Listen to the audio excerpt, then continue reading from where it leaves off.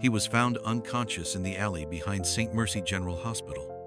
No ID, no family, just a weathered backpack and a frayed name tag pinned to his collar. Paramedics brought him in, stabilized him, and placed him in a wheelchair. But within minutes, a nurse at the front desk shook her head. No insurance, no record, not our problem. Security rolled him to the sidewalk and left him in the cold. That's when the CEO of the hospital walked by and fell to her knees. She had seen the name tag. It said J. Holloway. James Jim Holloway was 68 years old, though the streets had aged him beyond his years. Once upon a time, he'd been Staff Sergeant Holloway, Army Combat Medic, 82nd Airborne Division, 3 tours in Iraq, 17 commendations. A man who had saved dozens of lives under enemy fire and carried wounded soldiers to safety when everyone else had given up hope. Now he was just another shadow on the city streets. For 15 years, he'd called doorways and park benches home. His uniform had been replaced by layers of donated clothing that never quite fit. His military precision had dissolved into the shuffle of a man whose left leg hadn't worked right since an IED blast in Fallujah. His sense of purpose had withered into the daily routine of survival, finding food, staying warm, avoiding trouble. Most people looked right through him. To them, he was just another homeless veteran, unshaven, limping, pushing a squeaky shopping cart filled with aluminum cans and the remnants of a life that once had meaning. He never panhandled, never caused scenes, never talked about what he'd done or where he'd been. The few times someone asked about his service, he'd just shake his head and walk away. But he carried one thing with him always, a cracked leather wallet containing a single photograph. In it, 2 young soldiers in desert camouflage grinned at the camera.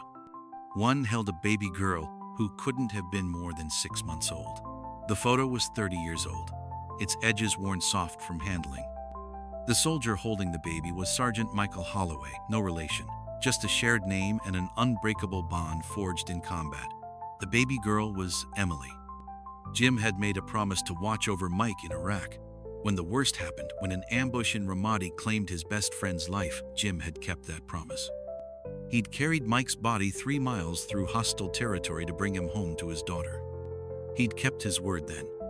But life hadn't kept any promises to him in return. The morning it happened, Jim hadn't eaten a real meal in 3 days. February in the city was brutal temperatures, hovering around 30 degrees. Wind that cut through layers of clothing like they were tissue paper. He'd spent the night in a 24-hour laundromat until the owner chased him out at dawn. Behind Murphy's Grocery, he'd been searching through their dumpster for anything salvageable when his vision started to blur.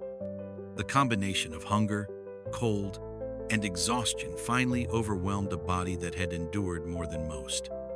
He slipped on a patch of ice, hit the pavement hard, and didn't get back up. The store clerk, a college kid named Marcus who'd noticed Jim around the neighborhood, found him 15 minutes later. Jim was conscious but barely responsive, his lips blue with cold, his breathing shallow and labored. Marcus didn't hesitate. He called 911. "I need an ambulance behind Murphy's Grocery on 5th Street. I've got a man down, looks like hypothermia or something. He's breathing, but he's in bad shape." The paramedics arrived within 8 minutes. They checked his vitals, wrapped him in heated blankets, and loaded him into the ambulance. His pulse was weak but steady, his body temperature dangerously low but not critical. Jim didn't resist or speak during the ride. He just lay on the gurney, clutching his worn coat with trembling fingers, staring at nothing. Pinned to the outside of that coat, barely visible beneath years of wear and weather, was a faded Army name tag, Holloway. St. Mercy General's emergency department was running at typical capacity when the ambulance pulled up, busy enough to test everyone's patience, not quite busy enough to justify the chaos. The triage nurse, Linda Patterson, had been working double shifts all week. She looked up from her computer as the paramedics wheeled Jim through the automatic doors, took one look at him, and felt her heart sink. She'd seen this scenario too many times. "What do we have?" she asked, though she was already pulling up admission forms on her screen. "Male, approximately 65 to 70, found unconscious behind Murphy's Grocery. Possible hypothermia, mild dehydration. Vitals are stable now, the lead paramedic reported. ID? None. Just this old military name tag. Looks like he's ex-army. Linda glanced at the tag, then back at her screen. Insurance information? Nothing we could find. No wallet, no cards, no emergency contacts. She typed Jim's basic information into the system, ran the search, and shook her head. He's not in our database. No previous admissions. No insurance on file. The paramedic shifted uncomfortably. Look, he was pretty bad when we found him. Maybe just... His vitals are stable now, Linda interrupted. Not unkindly, but with the weary tone of someone who'd had this conversation too many times. We can't admit non-emergency cases without insurance or payment arrangements. Hospital policy. County General has a better setup for situations like this. The second paramedic, newer to the job, looked between Linda and Jim. He's a veteran. Doesn't that... County General handles most of the indigent care cases, Linda said firmly. They're better equipped for his needs. Security arrived 2 guards who'd done this before. The older one, Frank, had been at St. Mercy for 12 years. He'd escorted dozens of homeless patients out of the hospital, and it never got easier. Come on, buddy, Frank said gently, wheeling Jim toward the exit. County's just 8 blocks up the street. They'll take good care of you. His partner grabbed the clean blanket from the supply closet and tucked it around Jim's shoulders. You take care of yourself, okay? They positioned the wheelchair just outside the main entrance, technically off hospital property, but close enough to the building to offer some protection from the wind. Jim didn't argue, didn't complain. He just sat there, staring at the sidewalk, the way he'd learned to do when the world reminded him he didn't belong anywhere. Dr. Emily was wrapping up the monthly board meeting when her phone buzzed with a text from her assistant. Emergency department situation resolved. No further action needed. She was 38 years old, Harvard Medical School graduate, and had been St. Mercy's CEO for 3 years, the youngest person ever to hold the position. She'd earned the role through a combination of brilliant administrative instincts, genuine compassion for patient care, and an ability to balance the hospital's financial realities with its mission to serve the community. She'd also earned it by working 16-hour days and sacrificing most semblance of a personal life. As she walked through the main lobby toward the parking garage, coffee in one hand and briefcase in the other, she was already mentally reviewing her evening schedule. Dinner with the Hospital Foundation's board chair, then home to review budget projections until midnight. That's when she saw the figure in the wheelchair outside. Something made her stop. Maybe it was the way he sat so still, shoulders curved inward as if he were trying to disappear. Maybe it was the military straight way he held his back despite everything else. Maybe it was just intuition. She walked closer. The man looked up as her shadow fell across him. His eyes were pale blue, set in a face weathered by years of exposure and hardship. His cheeks were hollow, his gray hair long and unkempt, but there was something familiar about the shape of his features. Then she saw it. The name tag, barely legible after years of wear. Holloway. Her coffee cup hit the pavement, sending hot liquid splashing across the concrete. She dropped to her knees beside the wheelchair, her professional composure completely forgotten. Jim? She whispered, the name coming from somewhere deep in her memory. He blinked slowly, as if trying to focus on her face. When he spoke, his voice was rough with disuse and cold. You look like someone I used to know. Little girl named Emily. The words hit her like a physical blow. Tears started streaming down her face before she could stop them. I am Emily, she said, reaching for his hands. Jim, I'm Emily Holloway, Mike's daughter. Within 10 minutes, Jim was in the hospital's finest private room, surrounded by the best medical team St. Mercy could assemble. IV fluids, heated blankets, a full workup to address the malnutrition and exposure that had brought him to their doorstep. Emily sat beside his bed, holding his weathered hand in both of hers, listening to him tell the story she'd only heard fragments of her entire life. He spoke slowly at first, his voice gaining strength as the IV fluids and warmth worked their way through his system. He told her about Iraq, about the friendship he'd forged with her father in the hell of combat, about how Mike had carried a photo of baby Emily everywhere, showing it to anyone who would look. "He talked about you constantly," Jim said, his eyes growing distant. "Had all these plans for when he got home. Wanted to teach you to ride a bike, take you fishing. Said he was going to be the kind of father who never missed a school play or soccer game." Emily nodded, tears flowing freely.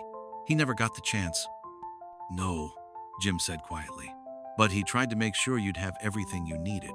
That last day, when we got ambushed in Ramadi, he made me promise to get him home to you. Not just his body, him, so you could say goodbye properly." The story came out in pieces. How Jim had carried Mike's body through 3 miles of hostile territory while under sporadic fire. How he'd refused medical attention for his own injuries until he was certain Mike would make it back to Dover Air Force Base and then home to his daughter. "I was supposed to look after him," Jim continued, his voice breaking. "That was my job. Keep him safe so he could come home to you." "You did," Emily said firmly. "Jim, you brought my father home. Because of you, I got to say goodbye. I got to have a funeral, closure.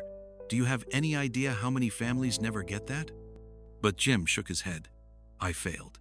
He died on my watch." "You saved him?" Emily insisted. "Maybe not his life, but you saved everything else that mattered. His dignity, his promise to come home, his ability to rest in peace on American soil." The next morning, Emily called an emergency board meeting. She walked into the conference room carrying Jim's file and a copy of St. Mercy's admission policies. The 12 board members, mostly wealthy donors and community leaders, settled into their leather chairs, expecting to discuss quarterly budget reports. Instead, Emily told them about Jim Holloway. She explained who he was, what he'd done for her family, and how he'd been turned away from their hospital less than 24 hours earlier. She described finding him on the sidewalk in a wheelchair, forgotten and discarded by the same institution that claimed to serve the community. "This man carried my dying father 3 miles through enemy fire," she said, her voice steady but her hands shaking slightly. "Yesterday we left him on the street because he couldn't pay." The room was silent. "I'm proposing an immediate policy change," Emily continued. "No veteran will ever be turned away from St. Mercy General again, regardless of insurance status or ability to pay. We'll create a fund to cover their care, and we'll partner with the VA to ensure they get the long-term support they need." Board member Patricia Chen, a retired federal judge, spoke first. "The financial implications will be manageable," Emily interrupted. "And if they're not, we'll find a way to make them manageable. Because this is what hospitals are supposed to do." The motion passed unanimously. Within 48 hours, the policy was implemented. A special fund was established, seeded with donations from board members and hospital staff. Emily put her own money in first, a substantial sum that got everyone's attention. But she wasn't done. She announced that the hospital's new veteran care wing, currently under construction, would be renamed the Holloway Unit in honor of those who served quietly and asked for nothing in return. The media attention was immediate and intense. "Hospital CEO honors homeless vet who saved her father," was the headline that went viral, picked up by news outlets across the country. Jim, meanwhile, was adjusting to a life he'd almost forgotten was possible. Emily had worked with the VA to get his benefits, reinstated benefits he'd never claimed, because he'd believed he didn't deserve them. Within 2 weeks, he was moved into a clean, safe apartment in a veterans housing complex across town. He had his own key, his own kitchen, his own bed with clean sheets. For the first time in 15 years, he had a home. The VA also connected him with counseling services for PTSD and survivor's guilt conditions that had gone untreated for decades. It would be a long road, but for the first time since Iraq, Jim had hoped that the nightmares might eventually fade. Every Sunday, Emily visited him. Sometimes they talked about her father, sharing memories and filling in gaps in each other's stories. Sometimes they talked about the present, her work at the hospital, his slow readjustment to life indoors. Sometimes they just sat in comfortable silence, two people who understood loss and were learning to find peace with it. Jim Holloway had been invisible for 15 years, another nameless face in a city full of people who'd learned not to see. But sometimes, recognition comes from the most unexpected places. Sometimes a single glance at a faded name tag can change everything. Sometimes the people we save end up saving us in return.